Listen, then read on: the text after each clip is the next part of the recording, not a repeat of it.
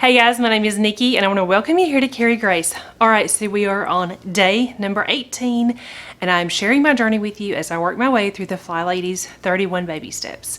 Alright, so how are your routines going? Are they going well? Alright, I'm going to fess up and I'm going to tell you what I didn't do. Alright, so yesterday was just kind of a rough day. I'm just going to leave it at that. So when we came home from football practice, one of my kids had football last night, and like I said, it was just kind of a rough day. I totally and completely forgot to lay out my clothes for today.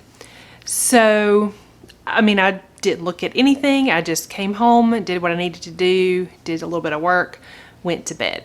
So this morning when I got up, I was like, oh my goodness, I didn't lay out my clothes. And I really missed it. So that lets me know that this whole laying out my clothes for the next day is a good thing for me, and it really is working. It's one of those things that I didn't think I was gonna like, but based on this morning, I definitely like it. But it's a new day, today's a good day, and so we're gonna keep moving forward. So I'm curious, has there been a baby step that you didn't think you would like that you ended up liking? Let me know. All right guys, so today we're gonna add the Flylady's 11 commandments to our control journal.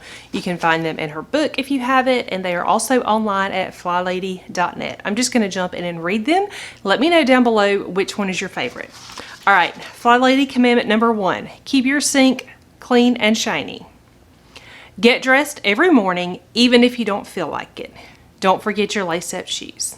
Do your morning routine every morning right when you get up. Do your before bed routine every night. Don't allow yourself to be sidetracked by the computer. I don't know anybody that does that. Just kidding. Pick up after yourself. If you get it out, put it away when you finish.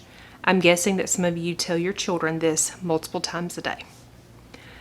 Don't try to do 2 projects at once. One job at a time.